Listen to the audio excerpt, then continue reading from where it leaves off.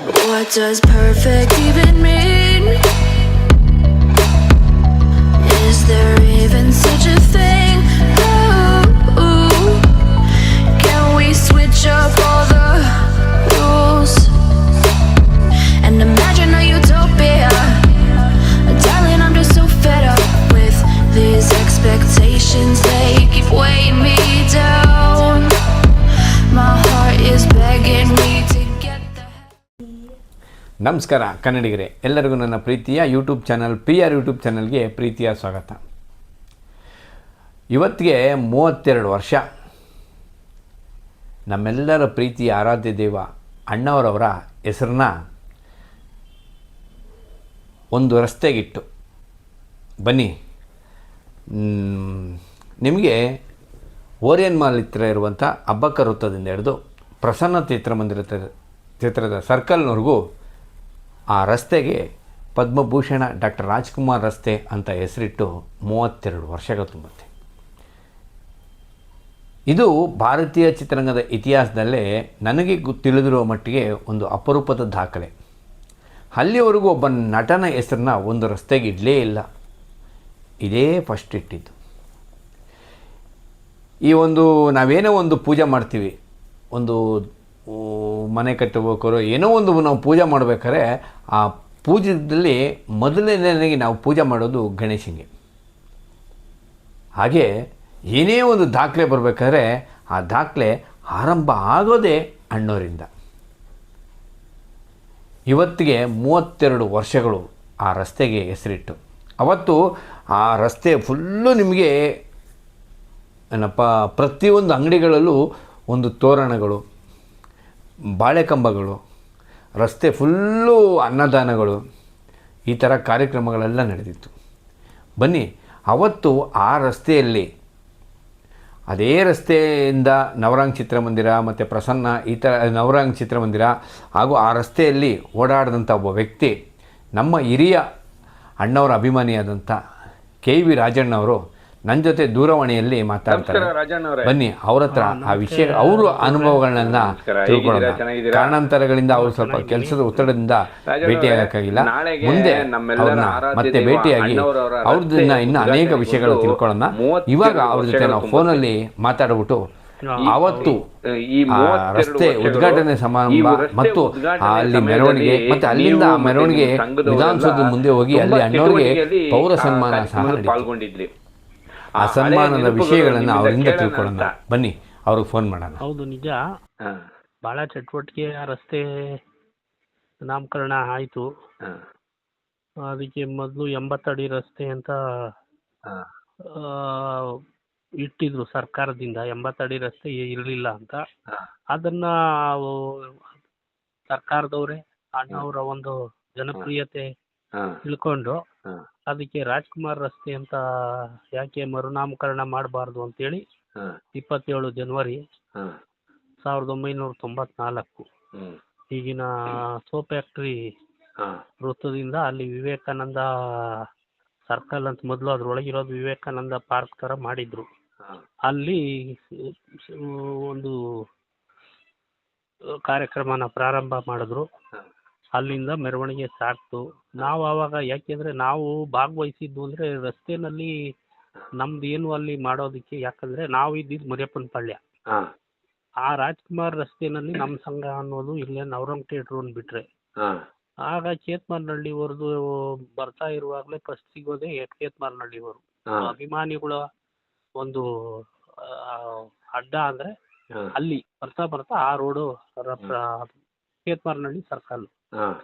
ಆಗ ಅಲ್ಲಿ ನಮ್ಮ ಕೆ ಶಿವಮೂರ್ತಿ ಅವರು, ಈಗ ಅವರು ನಗರಸಭಾ ಸದಸ್ಯರಾಗಿದ್ದರು, ಅವರು ಅವರ ತಂಡದವರು ಇನ್ನೂ ಎಲ್ಲರೂ ಸಾಕಷ್ಟು ಚೆನ್ನಾಗಿ ಫೋಟೋ ಇದೆ ಅಲ್ಲಿ. ಮೆರವಣಿಗೆ ಹೆಂಗಂದ್ರೆ ರಸ್ತೆಗೆ ದೊಡ್ಡ, ಇವಾಗ ಏನು ಆರ್ಚ್ ಆಗ್ತಾರೆ ಥಿಯೇಟರ್ಗಳಲ್ಲಿ ಚಿತ್ರ ಬಿಡುಗಡೆ ಆದ್ರೆ ಆ ರೀತಿ ದೊಡ್ಡದು ಡಾಕ್ಟರ್ ರಾಜ್ಕುಮಾರ್ ರಸ್ತೆ ನಾಮಕರಣ ಸಮಾರಂಭ ಅಂದ್ಬಿಟ್ಟು ಅವ್ರದ್ದೊಂದು ಗಾಡಿನಲ್ಲಿ ಅವ್ರ ಜನನೇ ಎಲ್ಲ ತುಂಬ್ಕೊಂಡು, ಅವ್ರದ್ದು ಒಂದು ಲಾರಿ ಇತ್ತು ಅವಾಗ, ಇವ್ರದ್ದೆಲ್ಲ ಲಾರಿಗಳಿದೆ ಕೇತ್ಮಾರ್ನಹಳ್ಳಿಯಲ್ಲಿ, ಸಾಕಷ್ಟು ಲಾರಿಗಳಿತ್ತು. ಅವರು ಅದರಲ್ಲಿ ಎಲ್ಲರೂ ಅವ್ರ ಜನ ಎಲ್ಲ ತುಂಬಿಕೊಂಡು ಅಲ್ಲಿ ಬರೋಷ್ಟೊಳಗೆ ಕೇತ್ಮಾರ್ನಹಳ್ಳಿ ಸರ್ಕಲ್ ಅಲ್ಲಿ ಒಂದು ವಾದ್ಯಗೋಷ್ಠಿ ನಡೀತಿತ್ತು. ಬರೋ ಜನ ನೋಡ್ಕೊಳ್ಳಿ, ನಿಂತ್ಕೊಳ್ಳಿ, ಮನೋರಂಜನೆ. ಯಾಕೆಂದ್ರೆ ಅಲ್ಲಿ ಬರುವಾಗ ನೀರಿಂದು, ಪಾನಕ, ಆಮೇಲೆ ಏನು ಇದೇ ತರ ಇವಾಗ ಪ್ರಸಾದ ಎಲ್ಲ ಹಂಚ್ತಾರಲ್ಲ ಆ ರೀತಿ ತಟ್ಟೆಗಳಲ್ಲಿ ಕೊಡೋ ವ್ಯವಸ್ಥೆ. ಯಾಕೆಂದ್ರೆ ಹಾಕೋದಕ್ಕೆ ಕುತ್ಕೊಂಡು ತಿನ್ನೋ ತಾಳ್ಮೆ ಯಾರಿಗೂ ಇರಲಿಲ್ಲ. ಹೋಗ್ತಾ ತಿನ್ಕೊಂಡು ಹೋಗ್ಲಿ ಅನ್ನೋ ರೀತಿಯಲ್ಲಿ ಅಲ್ಲಿ ವ್ಯವಸ್ಥೆ ಮಾಡಿದೆ. ಯಾಕೆಂದ್ರೆ ಜನಕ್ಕೆ ಗೊತ್ತಾಗ್ಬೇಕು ಈ ರಾಜ್ಕುಮಾರ್ ರಸ್ತೆ ಆಗಿದೆ ಅಂತ. ಅಲ್ಲಿಂದಾನೇ ಸಾಕೊಂಡು ಹೋಯ್ತು. ಏನ್ ಸಾಕಷ್ಟು ಜನ ಅಲ್ಲಿಂದ ಸಾಕ್ತಾ. ಅದು ಬಿಟ್ರೆ ಮತ್ತೆ ಅಲ್ಲಿ ಪ್ರಕಾಶ್ ನಗರದಲ್ಲಿ ಒಂದು ಅಡ್ಡ. ಇವಾಗ ಏನು ಪ್ರಕಾಶ್ ನಗರ ಅವಾಗ ಚಿರಯುವಕ ಡಾಕ್ಟರ್ ರಾಜ್ಕುಮಾರ್ ಅಭಿಮಾನಿಗಳ ಸಂಘ ಇತ್ತು. ಅವರು ಒಂದ್ ಸ್ವಲ್ಪ ಒಂದು ರಾಜ್ಕುಮಾರ್ ರಸ್ತೆಗೆ ಅದು ಅಂಟ್ಕೊಂಡಿರೋ ಜಾಗ. ಆ ಜಾಗದಲ್ಲಿ ಒಂದ್ ಸ್ವಲ್ಪ ಅವರು ಅದೇ ರೀತಿ ವೈಭವವಾದಂತ ಒಂದು ಅವ್ರಿಗೆ ತಕ್ಕನಾದಂಗೆ ಅಲ್ಲಿ ವ್ಯವಸ್ಥೆ ಮಾಡಿದ್ರು. ರಸ್ತೆ ಉದ್ದಕ್ಕೂ ಇದೇ ತರ ಬರ್ತಾ ಅಲ್ಲಿವರೆಗೂ ನಾವು ಎಲ್ಲಿ ವಿಧಾನಸೌಧ ಸಾಗೋವರೆಗೂ ಎಲ್ಲಾ ರಸ್ತೆಗಳಲ್ಲೂ ಇದೇ ರೀತಿ ಮೆರವಣಿಗೆ ಹೋಗುವಾಗ ಅಲ್ಲಲ್ಲಿ ಜನ ಹೋಗೋರ್ಗೆ ಜನಗಳಿಗೆ ಏನಂದ್ರೆ ಒಂದ್ ಏನೋ ಖುಷಿ. ಪಾನಕ ಅವಾಗೇನು ಅದೇ ದೊಡ್ಡದು. ರಾಮನವಮಿ ತರ ಪಾನಕ, ಮಜ್ಜಿಗೆ, ಇಲ್ಲ ನೀರಿನ ವ್ಯವಸ್ಥೆ, ಇಲ್ಲ ಒಂದ್ ಏನೋ ಪ್ರಸಾದ ಅಂದ್ರೆ ಏನೋ ಇವಾಗ ಏನೋ ಟೊಮಾಟೊ ಬಾತ್ ಆ ಥರ. ಅವಾಗ ಏನೋ ಚಿತ್ರಾನ್ನ, ಮೊಸರನ್ನ ಈ ರೀತಿ ರಸ್ತೆಗಳು ಉದ್ದಕ್ಕೂ ಕೊಡೋರು. ಯಾಕೆಂದ್ರೆ ಪಾಪ ಹುಡುಗರು ನಡ್ಕೊಂಡು ಹೋಗ್ತಾರೆ ಮೆರವಣಿಗೆ ಅನ್ನೋ ಉದ್ದೇಶಕ್ಕೆ ಆ ರೀತಿ ಮಾಡ್ಕೊಂಡಿದ್ರು. ಅದು ವಿಧಾನಸೌಧ ತಲುಪ್ತು. ಅಲ್ಲಿ ಭವ್ಯವಾದ ಆರ್ಕೆಸ್ಟ್ರಾ. ಆವತ್ತಿನ ಇವರು ನಮ್ಮ ಮೇಯರ್ ಅವರು, ಅವ್ರ ಹೆಸರು ಇದರಲ್ಲಿ ದಾಖಲೆ ಇದೆ. ಸಂಜೆ ಅವತ್ತು ಇದು ಪೌರ ಸನ್ಮಾನ ಸಹ ಪೌರ ಸನ್ಮಾನ ಆಗಿದೆ. ಅದೇ ಅವರೇ ಮೇಯರ್ ಅವರೇ ಇದ್ದಾರೆ. ಆ ಭಾವಚಿತ್ರ ಇಲ್ಲಿದೆ. ಅದನ್ನ ನೀವು ಅವ್ರ ಜನರು ನೋಡ್ಬೋದು. ಮೇಯರ್ ಅವರು ಅವ್ರಿಗೆ ಒಂದು ಬೆಳ್ಳಿ ತಟ್ಟೆನಲ್ಲಿ ಅವರ ರಾಜ್ಕುಮಾರ್ ಅಷ್ಟೇ ನಾಮಕರಣದ್ದು ಏನು ಅನ್ನೋ ವಿವರನ ಅದ್ರಲ್ಲಿ ಹಾಕಿದ್ದಾರೆ. ಅವರು ನಮ್ಮ ಮಹಾಪೌರರೇ ಅವರಿಗೆ ಕೊಡ್ತಾ ಇದ್ದಾರೆ ಅದನ್ನ. ಅವರು ಮತ್ತೆ ಇನ್ನು ಸಂಬಂಧಪಟ್ಟ ನಗರ ಅವಾಗ ಇದಿತ್ತು BCC ಅಂತ, ಬೆಂಗಳೂರು ಸಿಟಿ ಕಾರ್ಪೊರೇಷನ್, ಅವರ ವತಿಯಿಂದ ಇದು ನಡೆದಿದ್ದು. ಆಗ ಅಲ್ಲಿ ಒಂದು ನಮ್ಮ ಸೌಂಡನ್ ರಾಮು ಮೆಲೋಡಿಸ್ ಅಂತ ಆರ್ಕೆಸ್ಟ್ರಾ ಏರ್ಪಾಡಾಗಿತ್ತು ವಿಧಾನಸೌಧ ವೇದಿಕೆ ಮೇಲೆ. ಅದು ಇವ್ರು ಹೋಗಕ್ ಮುಂಚೆಯಿಂದ ನಡೀತಲೇ ಇತ್ತು. ಯಾಕೆಂದ್ರೆ ಅಲ್ಲಿ ಕೂತಿರೋರಿಗೆ ಮನೋರಂಜನೆ ಬೇಕಲ್ಲ.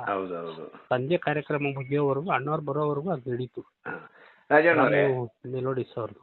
ಈಗ ನನಗೆ ಗೊತ್ತಿರೋ ಮಾಹಿತಿ ಪ್ರಕಾರ ಒಬ್ಬ ಭಾರತೀಯ ಚಿತ್ರರಂಗದ ಇತಿಹಾಸದಲ್ಲೇ ಒಬ್ಬ ನಟನ ಹೆಸರಲ್ಲಿ ಇದೇ ಫಸ್ಟ್ ಒಂದು ರೋಡಿಗೆ ಹೆಸರಿಟ್ಟಿದ್ದು ಅಂತ ನನಗೆ ಗೊತ್ತಿರೋ ಮಾಹಿತಿ ಪ್ರಕಾರ. ನಮ್ಮ ಕರ್ನಾಟಕದ ಒಂದು ಇದ್ರ ಪ್ರಕಾರ ಬಡಾವಣೆ ಆಗ್ಲಿ, ಒಂದು ರಸ್ತೆಗೆ ಹೆಸರಾಗ್ಲಿ, ಒಂದು ಯಾವ್ದೋ ವೃತ್ತಕ್ಕೆ ಹೆಸರಾಗ್ಲಿ ಅನ್ನೋದು ಒಬ್ಬ ಕಲಾವಿದ್ರು ಇದ್ರಲ್ಲಿ ನಮ್ಗಿದೆ ಫಸ್ಟ್. ಅಣ್ಣವರೇ ಫಸ್ಟ್. ಹೌದು, ಅವರೇ ಎಲ್ಲದಕ್ಕೂ ಮೊದಲಿಗರು ಅವರೇ. ಆಮೇಲೆ ಹೇಳಿ ರಾಜಣ್ಣರೇ, ಆಮೇಲೆ ಈ ರಸ್ತೆ ಇಡಕ್ಕೆ ಹೆಸರಿಡಕ್ಕೆ ಏನು ಕಾರಣ? ಮತ್ತೆ ಇದಕ್ಕೆ ನಾವು ಈಗೆಲ್ಲ ಅಭಿಮಾನಿಗಳು ಕೆಲವರು ಹೋಗಿ ನಮಗೆ ರಸ್ತೆ ಇಡಿ, ನಮಗೆ ಪ್ರಶಸ್ತಿ ಕೊಡಿ ಅಂತ ಹೋಗಿ ಕೇಳ್ತಾರೆ. ಆದರೆ ಇದು ಸರ್ಕಾರನೇ ನೇರವಾಗಿ ಮತ್ತು ಪಾಲಿಕೆಯಿಂದನೇ ನೇರವಾಗಿ ಇದನ್ನ ಇಟ್ಬಿಟ್ಟಿದ್ದು. ಇದಕ್ಕೆ ಯಾರ್ಯಾರು ರಸ್ತೆ ಇಡಬೇಕು ಅಂತ ಮಾಡಿದ್ದು ಅಂತ, ಇದನ್ನ ಯಾರಿಗೆ ಆಲೋಚನೆ ಬಂದಿದ್ದು ಅಂತ? ಅದು ಆಲೋಚನೆ ಯಾಕೆಂದ್ರೆ 80 ಅಡಿ ರಸ್ತೆ ಅಂದ್ರೆ ಏನೋ ಕರ್ನಾಟಕದಲ್ಲಿ ರಾಜ್ಕುಮಾರ್ ಅವ್ರಿಗೊಂದು ಹೆಸರನ್ನ ಗೌರವ ನಾವು ಸೂಚಿಸಬೇಕು ಅನ್ನೋದು ಹಿಂದೆ ಆಗಿನ ಒಂದು ಸರ್ಕಾರ ಇತ್ತಲ್ಲ, ನಮ್ಮ ಯಾರು ನಗರಸಭೆಯವರಾಗ್ಲಿ, ಇಲ್ಲ ನಮ್ಮ ಅವಾಗ ಇದ್ದಂತ ವೀರಪ್ಪ ಮೊಯ್ಲಿಯವರು, ಇವರೆಲ್ಲ ಸರ್ಕಾರದಲ್ಲಿ ಇದ್ರು. ಅವ್ರಗಳಿಗೆ ಏನಂದ್ರೆ ಒಂದು ರಾಜ್ಕುಮಾರ್ ಇಷ್ಟೊಂದು ಸಾಧನೆ ಮಾಡಿದ್ದಾರೆ, ಪದ್ಮಭೂಷಣ ಕೊಟ್ರು, ನಾವೇನು ಕೊಟ್ಟಿಲ್ವಲ್ಲ ಅನ್ನೋ ರೀತಿ ಮಾಡಿದಾಗ ಅದು ಕರ್ನಾಟಕ ರತ್ನ ಬಿಡಿ ಇಬ್ಬರಿಗೂ ಒಂದೇ ಸರಿ ಬಂತು. ಅದಕ್ಕೆ ಏನ್ ಮಾಡಿದ್ರು, ಇವ್ರದ್ದು ಏನಾರು ನೆನ್ಪುಳಿಯಾಗಿ ನಮ್ಮ ಸರ್ಕಾರದಿಂದ ಆಗ್ಬೇಕು ಅನ್ನೋದಕ್ಕೆ ಅವಾಗ ಬೆಂಗಳೂರು ಸಿಟಿ ಕಾರ್ಪೊರೇಷನ್ ಅವರು ನಮ್ಮ BBMP, ಇವಾಗಲ್ಲ BBMP ಅವರು ಇದೊಂದು ಮಾಡ್ಬಿಟ್ರೆ ಈ ರಸ್ತೆ ಬಹಳ ಉದ್ದ ಇದೆ. ಎಲ್ಲಿಂದ ಅಂದ್ರೆ ಅದು ಬರೀ ರಾಜಾಜಿನಗರದಿಂದ ಅಲ್ಲಿವರೆಗೂ ಬರೀ ಕನ್ನಡಿಗರು ವಾಸವಾಗಿರೋ ಸ್ಥಳಗಳೇ ಜಾಸ್ತಿ ಸಿಗುತ್ತೆ ಆ ರಸ್ತೆಯಲ್ಲಿ. ಅದಕ್ಕೆ ಏನ್ ಮಾಡಿದ್ರು, ಅವಾಗ ನಮ್ಮ ಜೆ ಹುಚ್ಚಪ್ಪನವ್ರು ಇರ್ಬೋದು, ರಾಮಚಂದ್ರ ಅಂತ ಒಬ್ರು ಅವಾಗ ಅವರು ನಗರಸಭೆ ಅವರು ಮೇಯರ್ ಆಗಿದ್ರು, ರಾಮಚಂದ್ರಪ್ಪ ಅಂತ ಈಗಲೂ ಇದಾರ ಅವರು.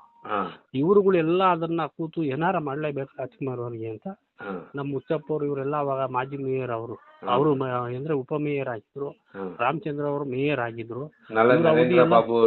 ನರೇಂದ್ರ ಬಾಬು ಅವರು ಅಷ್ಟೊತ್ತಿಗೆ ಇನ್ನೂ ಅವರು ಹೆಜ್ಜೆ ಇಟ್ಟಿದ್ರು ಒಂದು ಏನೋ ಅವರು ರಾಜಾಜಿನಗರ ನಾಗರಿಕ ವೇದಿಕೆ ಅಂತ ಮಾಡಿ ಆಚೆಗೆ ಬಂದಿದ್ದವ್ರು ಅವ್ರು ಅಷ್ಟೇ. ಅವಾಗ ಅವ್ರದ್ದೇನು ಅಷ್ಟೊಂದು ಭಾರಿ ಜನಪ್ರಿಯತೆಗೆ ಹೋಗಿರ್ಲಿಲ್ಲ. ಆದ್ರೆ ಅವ್ರದ್ದು ಇದೆ ಇದರಲ್ಲಿ ಪಾತ್ರ. ಹೋಟೆಲ್ ಅವರು ಅವತ್ತಿನಿಂದ ಒಂದು ನಗರದಲ್ಲಿ ಏನೇನು ನಡೆದ್ರು ಎಲ್ಲ ಇದಕ್ಕೂ ಭಾಗವಹಿಸ್ಕೊಂಡು, ಆದ್ರೆ ರಾಜ್ಕುಮಾರ್ ಅವ್ರನ್ನ ಬಹಳ ಇಷ್ಟಪಟ್ಟಿದ್ದಾರೆ. ಯಾಕೆಂದ್ರೆ 83ರಲ್ಲಿ ನಮ್ಮ ಗೋಕಾಕ್ ಚಳವಳಿ ಅದನ್ನ ಜಾರಿಗೆ ಬಂತು ಅನ್ನೋ ಒಂದು ಸಂದರ್ಭದಲ್ಲಿ ನಾವು ಜಾಗೃತಿ ದಿನಾಚರಣೆ ಅಂತ ಎಲ್ಲ ಕಡೆ ಆಚರಣೆ ಮಾಡಿ ಅಂದ್ಬಿಟ್ರು. ಅವಾಗ ಫಸ್ಟ್ ವೇದಿಕೆ ಕೊಟ್ಟವ್ರೆ ನಾವು ಅವರಿಗೆ. ಯಾರಿಗೆ? ನರೇಂದ್ರ ಬಾಬು ಅವರು, ನರೇಂದ್ರ ಬಾಬು ಅವರು. ನನ್ನ ಹತ್ರ ಈಗಲೂ ಅದು ಕರಪತ್ರ ಇದೆ. ಅವ್ರನ್ನ ಕರೆದು ವೇದಿಕೆಯಲ್ಲಿ ಜಿ ನಾರಾಯಣ್ ಕುಮಾರ್ ಅವರ ಜೊತೆನಲ್ಲೇ ಆ ಒಂದು ಸಮಾರಂಭಕ್ಕೆ ನಾವು ಅವ್ರನ್ನ ಕರೆದು ಕೂಡಿಸಿದ್ದೀವಿ. ಅವ್ರು ಇವತ್ತು ನನ್ನ ಫೋಟೋಗಳೆಲ್ಲ ಕೇಳಿ ತಗೊಂಡ್ರು. ಇದೆಲ್ಲ ಮಾಹಿತಿ ಅವಾಗ ಎಲ್ಲಿ ಮೊಬೈಲ್ ಇಲ್ಲ ಏನಿಲ್ಲ ಯಾರು ಕಳಿಸ್ಕೊಡೋದಕ್ಕೂ ನಾವೇನೋ ಸಂಗ್ರಹ ಇಟ್ಟಿದ್ದರಿಂದ ಅವ್ರಿಗೆ ತೋರಿಸ್ತೆ. ಅದೆಲ್ಲ ಒಂದು ಯಾವುದೋ ನಮ್ಮ ಉತ್ಸವ, ಅಣ್ಣಮ್ಮನ ಉತ್ಸವದಲ್ಲಿ ಈ ರೀತಿ ಅಂದಿದ್ಕೆ ಹೌದಾ ನನಗೆ ಸ್ವಲ್ಪ ಅದು ಕಳಿಸ್ಕೊಡಿ, ಈಗಿನ ಲ್ಯಾಪ್ಟಾಪಲ್ಲಿ ಇಟ್ಕೊಳ್ಳೋ ನಾವೆಲ್ಲ ನೆನಪು ಅಂದರು. ನಾನು 2-3 ನಮ್ಮ ಕಾರ್ಯಕ್ರಮಕ್ಕೂ ಒಂದು 2-3ಕ್ಕೆ ಅವ್ರು ಭಾಗವಹಿಸಿದ್ದಾರೆ. ಆಗ 82ರಿಂದನೂ ಅವರು ಇವಾಗ್ಲೂ ರಾಜ್ಕುಮಾರ್ದು ಅಂದ್ರೆ ತಪ್ಪಲ್ಲ. ರಾಜ್ಕುಮಾರ್ ಅವ್ರು ಇದು ಅಂತಂದ್ರೆ ಅವ್ರು ಯಾವತ್ತೂ ಮಿಸ್ ಮಾಡಲ್ಲ. ಮೊದಲು ಬಂದು ಭಾಗವಹಿಸ್ತಾರೆ.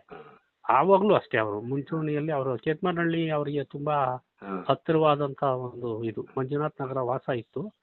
ಹೋಗ್ತಾ ಪಕ್ಕದಲ್ಲೇ ಸಿಗೋದವೆಲ್ಲ.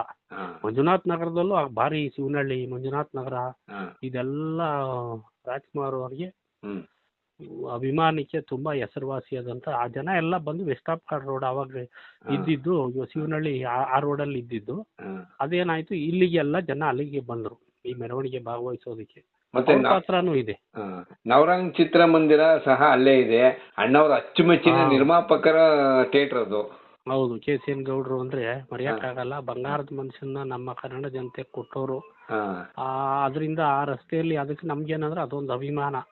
ಬಂಗಾರದ ಮನುಷ್ಯನ ನಮ್ಗೆ ನಾವಿನ್ನೂ ಅವ ಚಿಕ್ಕ ಹುಡುಗರು 71, 72 ಇಸ್ವಿನಲ್ಲಿ ಬಂಗಾರದ ಮನುಷ್ಯ ಅನ್ನೋದೇ ಏನೋ ಒಂದು ಮಗಾನ್ ಮನುಷ್ಯ ಅಂದ್ರೆ ಏನು ಅಂತಾನೆ ನಮ್ಗೆ ಅರ್ಥ ಗೊತ್ತಿಲ್ಲದೆ ಇರೋಂತ ವಯಸ್ಸು ಅವಾಗ.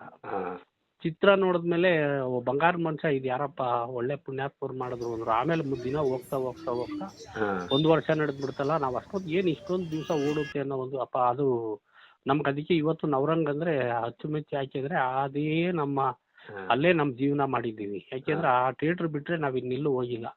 ಆ ಮೆಜೆಸ್ಟಿಕ್ ಒಂದ್ ಸ್ವಲ್ಪ ಇವರು ಒತ್ತಾಯದ ಮೇರೆಗೆ, ನಮ್ಮ ಅಧ್ಯಕ್ಷರು ಒತ್ತಾಯದ ಮೇರೆಗೆ ಅಲ್ಲಿ ಹೋಗ್ತಿದ್ವಿ. ಅದು ಬಿಟ್ರೆ ಅವ್ರಂಗೆ. ಯಾಕೆಂದ್ರೆ ರಾಜ್ಕುಮಾರ್ ರಸ್ತೆನಲ್ಲೇ ಇದೆ. ರಾಜ್ಕುಮಾರ್ ಅವ್ರಿಗೆ ಒಂದು ಒಳ್ಳೆ ಚಿತ್ರಗಳು ನಿರ್ಮಿಸಿದಂತ KCN ಗೌಡ್ರು ಹುಟ್ಟು ಹಾಕಿದ ಸಂಸ್ಥೆ ನವರಂಗ್ ಚಿತ್ರಮಂದಿರ. ಈ ರೀತಿ ಇರೋದ್ರಿಂದ ಅದು ಜನಪ್ರಿಯತೆ. ರಾಜಾಜಿನಗರ ಬಿಡಿ, ಅದು ಕನ್ನಡ ಜನತೆ ಒಂದು ನಿವಾಸಿಗಳ ಒಂದು ಇದು ಸ್ಥಳ. ಈಗ ಅವತ್ತು ನೀವು ಬೆಳಗ್ಗೆಯಿಂದ ಸಂಜೆವರೆಗೂ ಆ ಕಾರ್ಯಕ್ರಮದಲ್ಲಿ ಇದ್ದೀರಿ? ಬೆಳಿಗ್ಗೆಯಿಂದ ಅಂದ್ರೆ ಸ್ವಲ್ಪ ನಾನು ಅವಾಗ ಏನಾಯ್ತು ಅಂದ್ರೆ 94ರಲ್ಲಿ ನಮ್ದು ಅಷ್ಟೊತ್ತಿ ಅಣ್ಣವ್ರ ಸಂಘ ಎಲ್ಲ ಅದೇ ಸ್ವಲ್ಪ ಮಕ್ಕಳೆಲ್ಲ ಬಂದ್ಬಿಟ್ಟಿದ್ರಲ್ಲ ಚಿತ್ರರಂಗಕ್ಕೆ.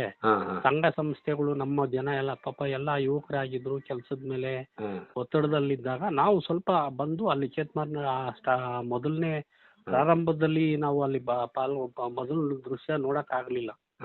ಅಲ್ಲಿ ಬಸ್ಗಳು ವ್ಯವಸ್ಥೆ ಅವಾಗ ಕಡಿಮೆ. ನಾನು ಕಾರಣಾಂತರದಿಂದ ನಮ್ಮ 2ನೇ ಮಗ ನಮ್ಮ ಅತ್ತೆ ಮನೆಯಲ್ಲಿ ಅಲ್ಲಿದ್ದ, ಮಗು ಆಗಿತ್ತು ಅವಾಗ 94ರ ಸಮಯದಲ್ಲಿ ಅಲ್ಲಿದ್ರು. ನಾವು ಅಲ್ಲಿಂದ ಬರೋಷ್ಟೊಳಗೆ ಸ್ವಲ್ಪ ತಡ ಆಯ್ತು. ಮತ್ತೆ ಅಲ್ಲಿಂದ ಜೊತೆಯಲ್ಲಿ ಹೋಗಿ ವಿಧಾನಸೌಧ ಮುಗಿಯೋ ತನಕ ಎಲ್ಲ ನೋಡ್ಕೊಂಡು ಬಂದ್ವಿ.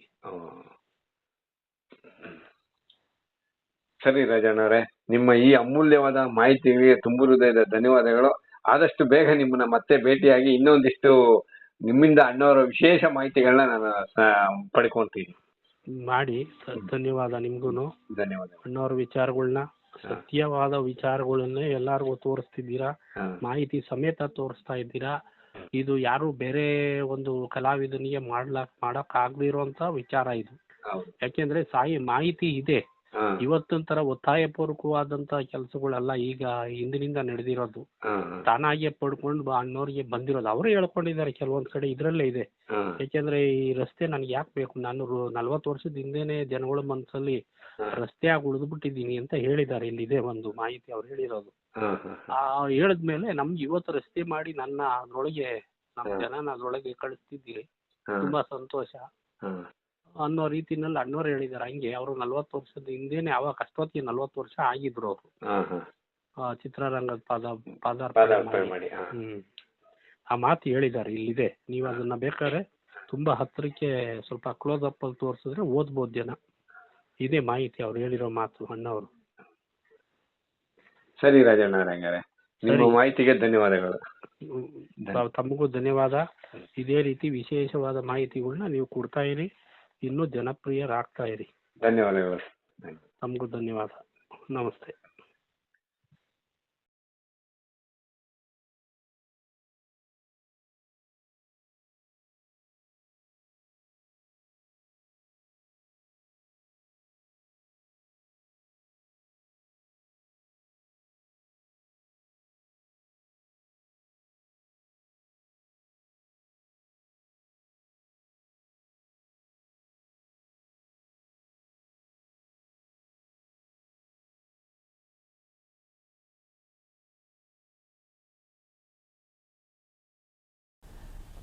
ಕೇಳಿದ್ರಲ್ಲ, ಇಷ್ಟೊತ್ತರೆಗೂ ರಾಜಣ್ಣ ಅವ್ರ ಮಾತುಗಳನ್ನ, ಈ ಥರ ಅಣ್ಣವ್ರದ್ದು ಹಲವಾರು ದಾಖಲೆಗಳು ಮತ್ತು ಹಲವಾರು ವಿಚಾರಗಳನ್ನ ನಾನು ನಿಮಗೆ ಹೇಳ್ತಾ ಬರ್ತಾ ಇರ್ತೀನಿ. ನಿಮಗೆ ನನ್ನ ಚಾನಲ್ ಇಷ್ಟ ಆಗಿದರೆ ನನ್ನ ಚಾನಲ್ನ ಸಬ್ಸ್ಕ್ರೈಬ್ ಮಾಡಿ, ಶೇರ್ ಮಾಡಿ, ಕಮೆಂಟ್ ಮಾಡಿ, ಲೈಕ್ ಮಾಡಿ. ನಿಮ್ಮ ಅಭಿಪ್ರಾಯ ಏನೇ ಇದ್ದರೂ ನನಗೆ ತಿಳಿಸಿ. ಸಿರಿಗನ್ನಡಂ ಗೆಲ್ಗೆ, ಸಿರಿಗನ್ನಡಂ ಬಾಳ್ಗೆ. ಜೈ ಕರ್ನಾಟಕ ಮಾತೆ. ನಮಸ್ಕಾರ. What does perfect even mean? Is there even such a thing?